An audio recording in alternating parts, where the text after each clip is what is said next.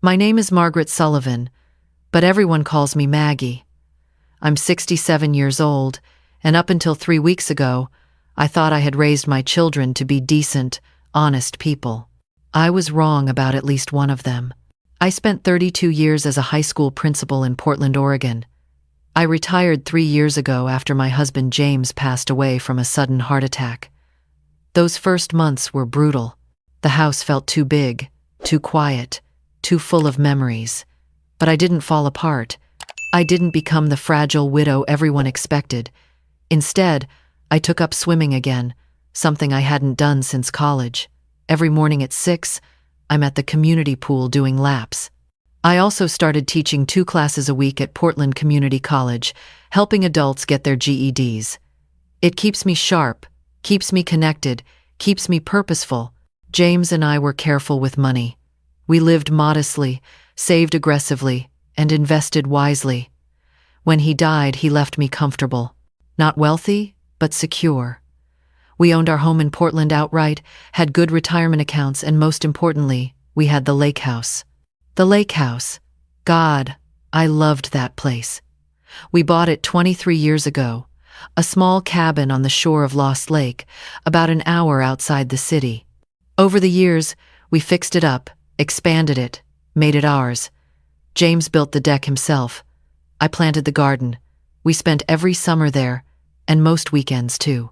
After he died, I thought about selling it. Too many memories, my friends said. Too painful. But I didn't sell. Instead, I went there more often. I'd pack a bag on Thursday afternoon, drive up after my morning swim, and spend long weekends reading on the deck, kayaking on the water, working in the garden. The Lakehouse wasn't a shrine to grief. It was a reminder that I was still alive, still capable, still me. I have 3 children. My oldest, Emma, is 38. She works in marketing, married to Derek Thornton, a corporate attorney. They have 2 kids, Madison and Tyler, 9 and 7. My middle child, Michael, is 35, teaches high school history, married to his husband Carlos. They don't have kids, but are thinking about adoption. My youngest, Sarah, is 32, works as a nurse, recently engaged to a wonderful woman named Lynn. For most of my life, I thought Emma was the golden child. She was driven, successful, well-dressed, always put together. But over the past few years, something changed. She became demanding, critical. There was an edge to her voice when she talked to me, a subtle condescension I couldn't quite name but definitely felt. Derek never liked me. I knew that from the start. At their wedding, he made a toast about how he was saving Emma from her provincial upbringing. James and I laughed it off. We figured he was just nervous, trying to be funny, but that attitude never went away. He looked at our modest home, our simple lifestyle, with barely concealed disdain. He drove a Tesla. They lived in a house 3 times the size of ours in an exclusive neighborhood. Madison and Tyler went to private school that cost more per year than my first car. But here's what I noticed. Because I'm not senile and I'm not stupid, they were always short on money. Emma would mention casually how expensive things were. The mortgage, the school tuition, the club membership. Derek would complain about his law firm, how he was being passed over for partner, how the senior partners didn't recognize his value. They took expensive vacations, posted about them constantly on social media, but I started to see the stress underneath, the tightness around Emma's eyes, the way Derek's jaw clenched when money came up. I offered to help once, 2 years ago, told Emma I could contribute to the kids' education fund. She refused, said they were fine, said they didn't need my charity. The words stung, but I respected her pride, dropped the subject, didn't bring it up again. Then came this Thanksgiving. I host Thanksgiving every year. It's tradition. Even after James died, I kept doing it. This year, I decided to host it at the Lakehouse instead of the Portland house.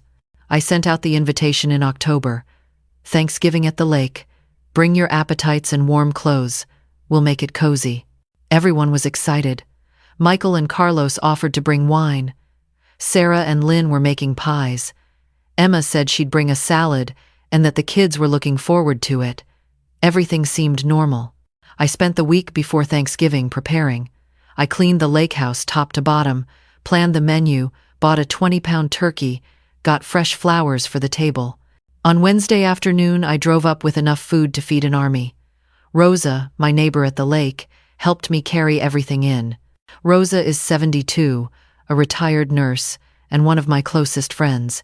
She lives 3 houses down and we swim together in the lake during summer. "You're sure you want to cook all this yourself?" Rosa asked, eyeing the turkey. "I've been doing this for 40 years, I told her. "I think I can handle it." She laughed. "Just checking. You know where I am if you need backup." Thursday morning dawned cold and clear. The lake was like glass, reflecting the pine trees and mountains. I was up at 5, got the turkey in the oven, started the side dishes.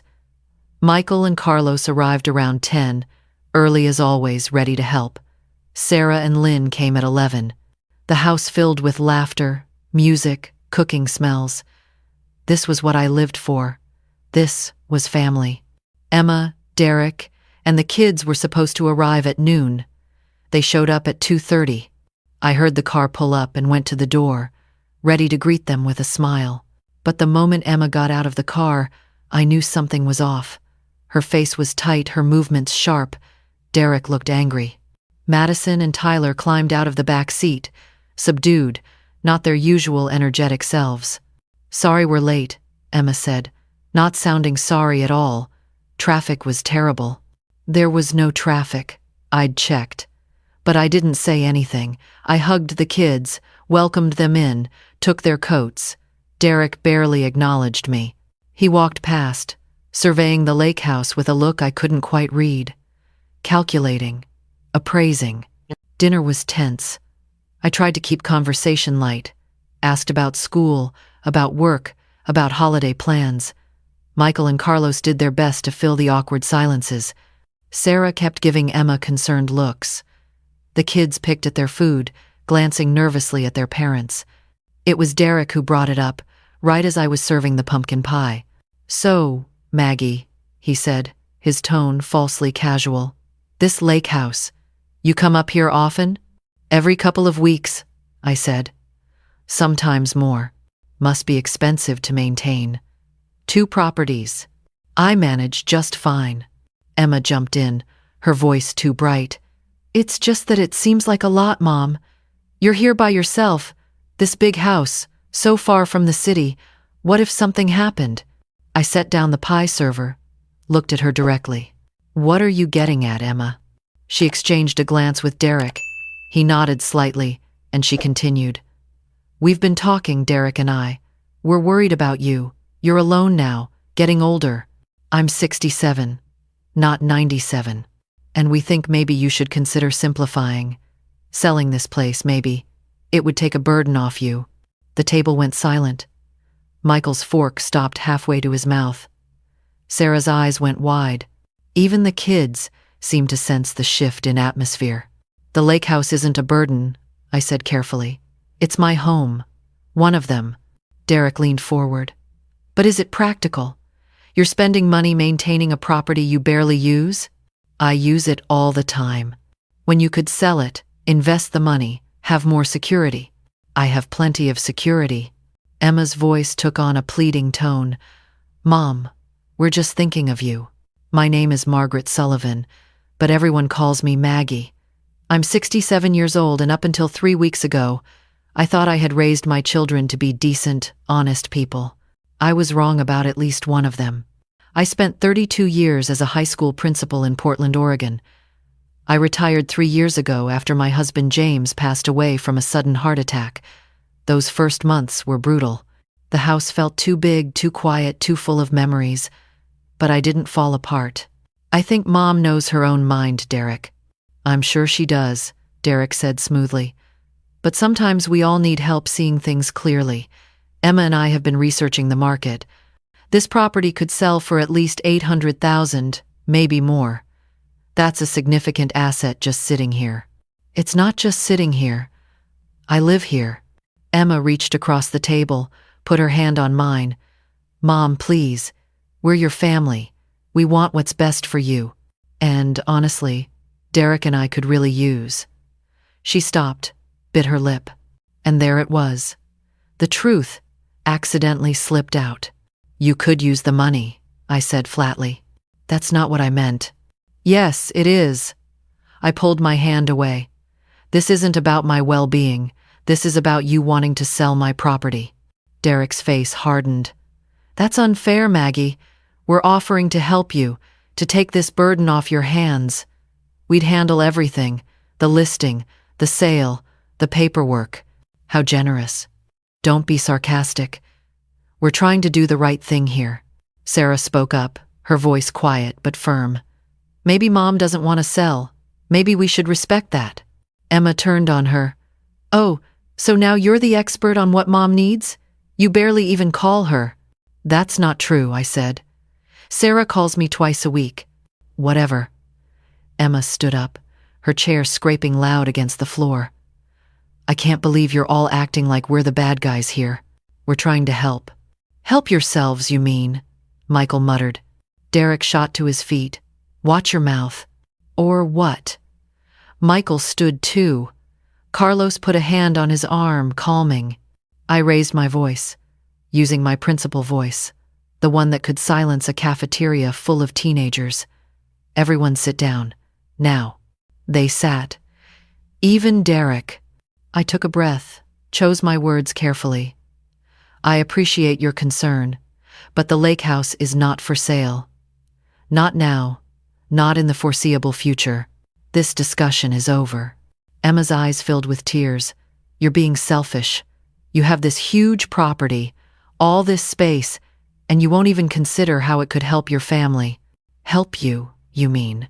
Yes, help us. The tears spilled over.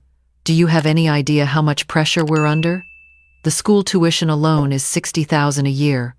Our mortgage is $8,000 a month. Derek's been passed over for partner twice. We're drowning, Mom, and you're sitting on all these assets acting like it's none of our business. It's not your business, Emma. It's my property. I worked for it. Dad and I built this together. Derek's voice went cold. Dad's dead. You're not. And you need to start thinking about the future, about your family's needs, not just your own selfish desires. The word selfish hit me like a slap. I'd heard it before, years ago, from difficult parents, from entitled students, but never from my own daughter. Never in my own home. I stood up slowly. I think you should leave. Mom, leave. Now. Emma's face crumpled. Fine, fine. If that's how you want it. Come on, kids. Your grandmother has made her priorities clear. Madison started crying. Tyler looked confused.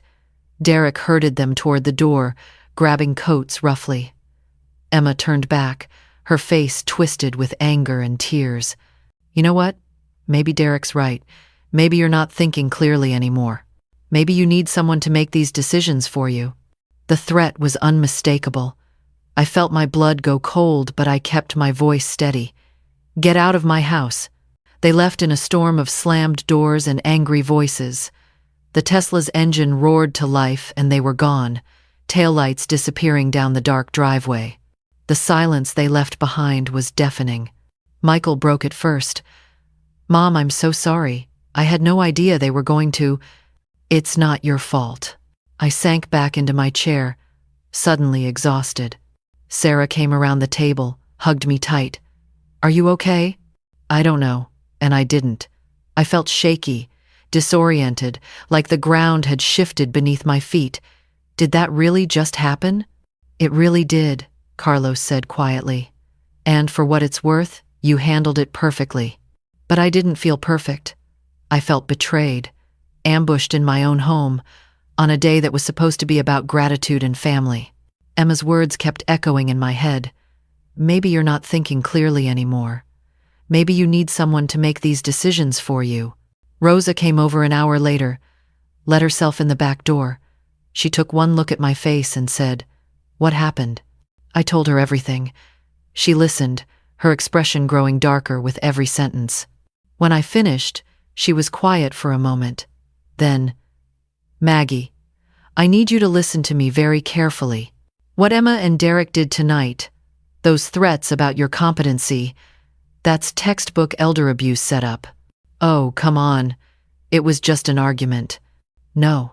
Rosa's voice was hard. I worked in elder care for 30 years. I've seen this pattern 100 times. They're priming you, testing your boundaries, making threats. Next comes isolation, manipulation, maybe financial exploitation. You need to protect yourself.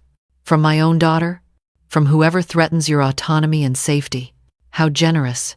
Don't be sarcastic. We're trying to do the right thing here. Sarah spoke up, her voice quiet but firm. Maybe Mom doesn't want to sell. Maybe we should respect that. Emma turned on her. Oh, so now you're the expert on what Mom needs? You barely even call her. That's not true, I said. Sarah calls me twice a week. Whatever. Emma stood up, her chair scraping loud against the floor. I can't believe you're all acting like we're the bad guys here. I kept replaying the dinner, searching for signs I'd missed. When had Emma changed? Or had she always been this way, and I'd been too blind to see it? Friday morning, I called Jennifer Park.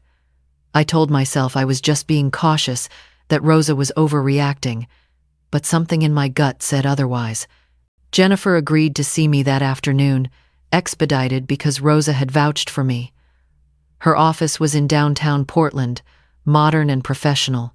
She was in her early 40s, sharp-eyed, dressed in a crisp suit. I told her everything. She took notes, asked pointed questions, didn't interrupt. When I finished, she sat back, steepled her fingers.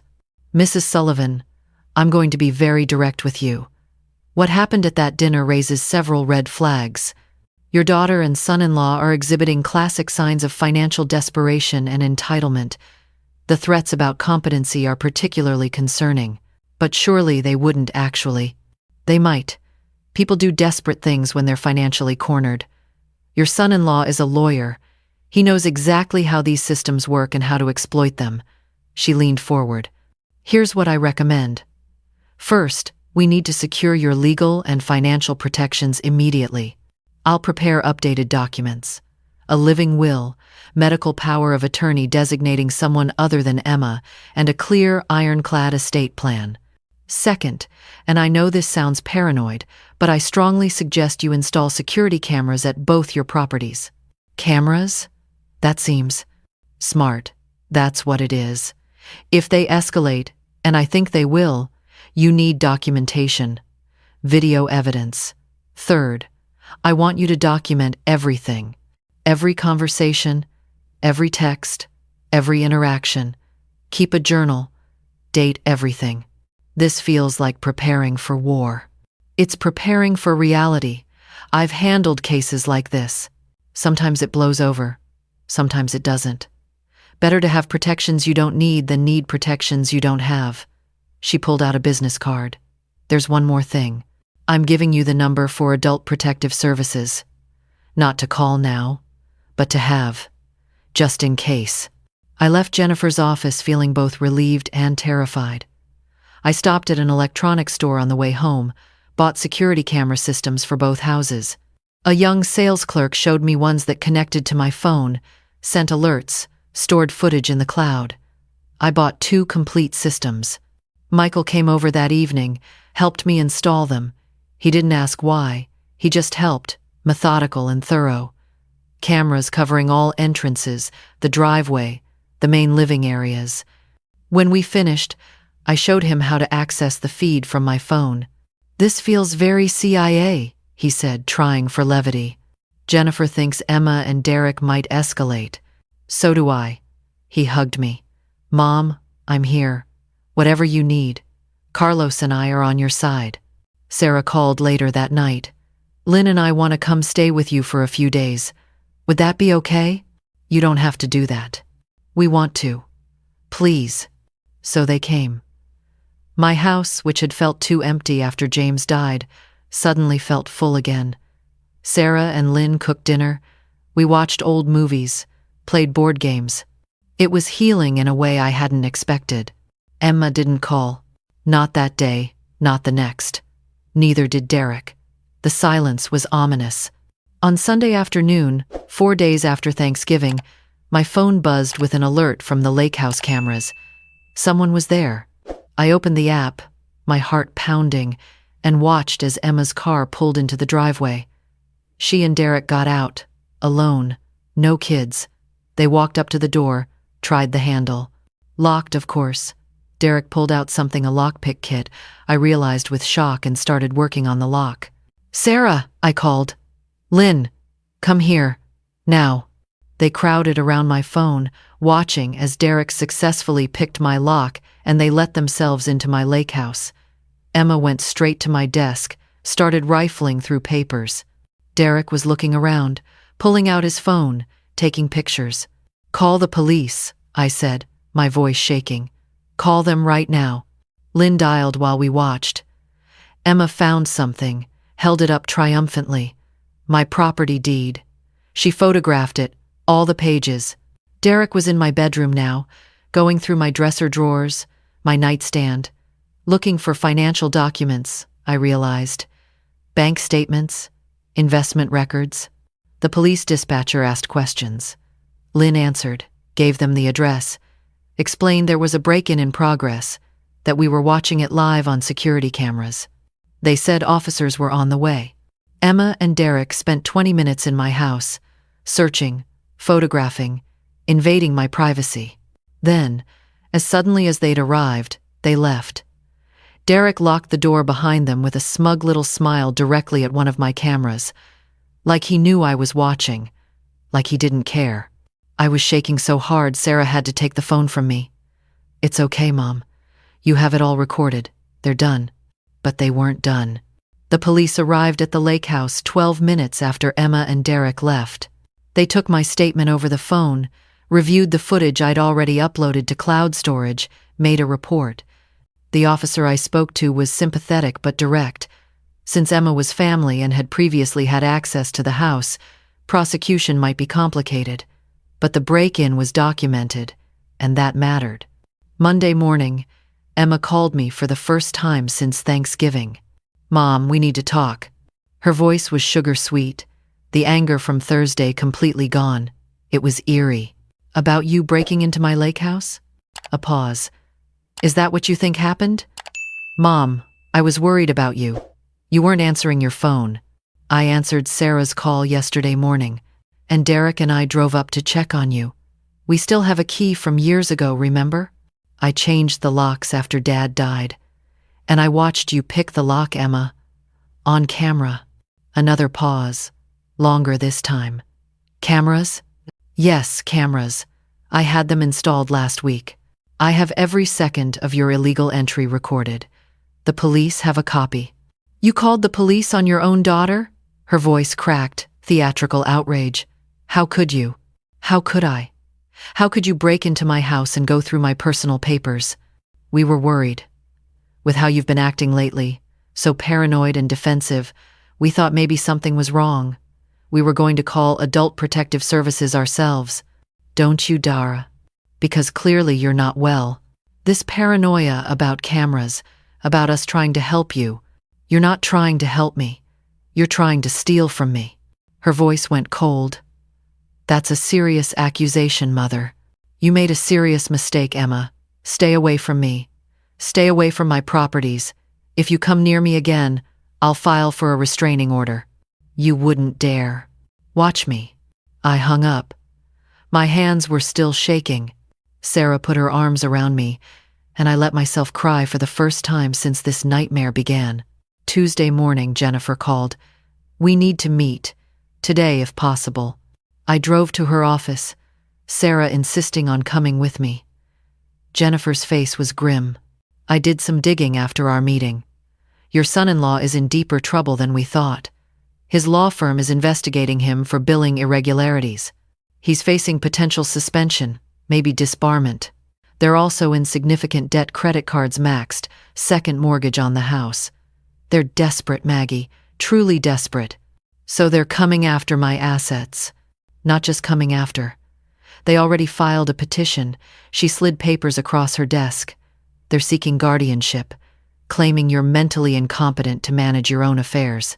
The world tilted. What? They filed yesterday. Claimed you've shown signs of dementia, paranoia, inability to make sound financial decisions. They're citing your refusal to sell the Lakehouse as evidence of impaired judgment. They also claim you've become isolated, that you're alienating family members who are trying to help. That's insane. I'm not incompetent. I teach college classes. I swim laps every morning. I manage my own finances perfectly fine. I know. And we'll fight this. But understand what they're attempting. If they get guardianship, they control everything. Your money, your property, your medical decisions, everything. The magnitude of it hit me. Emma and Derek weren't just after the Lakehouse. They wanted control of my entire life. What do we do? Sarah asked, her voice tight with fury. We respond aggressively. I'll need documentation of Maggie's competence, medical records, financial statements, testimony from friends and colleagues. We'll also file a counter-petition, seeking protective orders. And we use that break-in footage. It shows intent, establishes a pattern of coercion and exploitation. How long will this take? Months, possibly. These cases can drag out. But Maggie, I need you to understand something. This is going to get ugly. Emma and Derek will say terrible things about you. They'll try to paint you as confused, unreliable, maybe even abusive. Can you handle that? I thought about my 32 years as a principal, dealing with hostile parents, manipulative students, district politics. I'd faced down plenty of bullies in my time. I straightened my shoulders. Yes, I can handle it. And so began the battle. Jennifer moved fast. Within a week, she'd compiled a devastating response to Emma's petition. Medical records from my doctor confirming excellent cognitive function. Financial records showing meticulous management of my assets. Testimonials from the college where I taught, from my swim club, from Rosa, from former colleagues. A detailed timeline of Emma and Derek's harassment, threats, and intimidation, and the pièce de résistance, the security footage of their break-in, along with the police report. She also filed for an emergency protective order, arguing that Emma and Derek posed an immediate threat to my well-being and property. The judge granted a temporary order. They were to stay at least 500 feet away from me, and both my properties pending a full hearing. Emma was served with the papers at her home. She called me immediately, crying, begging. Mom, please don't do this. We're family. We can work this out. You tried to have me declared incompetent, Emma. You broke into my home. You threatened me. Family doesn't do that. I was scared. Scared you were making bad decisions. Scared you'd end up alone and vulnerable. Can't you see we were just trying to protect you? By stealing my autonomy? By trying to take control of my life? It wasn't stealing. It was helping. Mom, please. You're destroying our family. Madison and Tyler are asking about you, crying because they can't see Grandma. Then you should have thought about that before you terrorized Grandma. Derek got on the line. His voice was pure ice. You're going to regret this, Maggie. We have evidence, too. Evidence of your declining mental state, your paranoid behavior, your irrational decisions. By the time we're done, no judge will believe you're competent. Bring it on, Derek, because I have evidence, too. Video evidence of you breaking and entering, audio recordings of your threats, financial records showing your desperate situation. Jennifer is very thorough. You recorded us? Oregon is a one-party consent state. I can record any conversation I'm part of, and I have. Everything. I hung up on his sputtering rage. The court date was set for 3 weeks later. Those 3 weeks were a special kind of hell. Emma and Derek hired their own lawyer, a slick, expensive type who specialized in guardianship cases. They filed their own motions, their own declarations.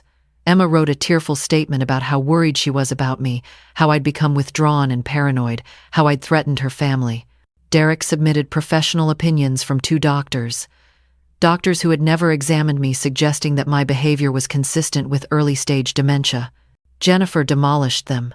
She subpoenaed Emma and Derek's financial records, exposing the depths of their debt. She deposed their witnesses, getting them to admit they'd never actually met me. She had my own doctor testify, a physician I'd seen regularly for 15 years, who stated categorically that I showed no signs whatsoever of cognitive decline. Michael and Sarah both testified, describing Emma's harassment, her threats, her obvious financial motives. Rosa testified about the break-in, about Emma and Derek's pattern of behavior. Even some of my former students showed up, now adults themselves, speaking about my dedication, my clarity of mind, my impact on their lives. The judge was a woman in her 60s, named Patricia Kowalski. She listened to everything, reviewed all the evidence, and then asked to speak to me directly. "Mrs. Sullivan," she said, "tell me in your own words what happened." So I did. I told her about Thanksgiving dinner, about the threats, about the break-in, about the guardianship petition. I told her about my life after James died, about swimming and teaching and living at the Lakehouse. I told her about my fear, my betrayal, my determination not to be made helpless by my own child. When I finished, Judge Kowalski looked at Emma and Derek. Her expression was withering. "I've reviewed all the materials in this case very carefully," she said, "and I want to be absolutely clear. This is one of the most egregious attempts at elder exploitation I've seen on this bench. Mrs. Sullivan is demonstrably competent, independent, and fully capable of managing her own affairs. The petition for guardianship is denied. Furthermore, I'm making the protective order permanent. Mr. and Mrs. Thornton, you are permanently barred from contacting Mrs. Sullivan or entering her properties. Any violation will result in criminal charges." Emma started crying. Derek's face went white. Their lawyer tried to object, but Judge Kowalski shut him down. "I'm not finished.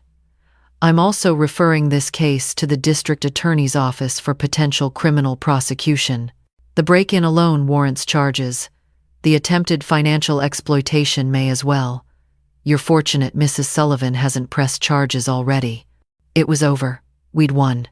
Outside the courthouse, Jennifer hugged me. "You did it. You protected yourself." "We did it," I corrected. "I couldn't have done this without you."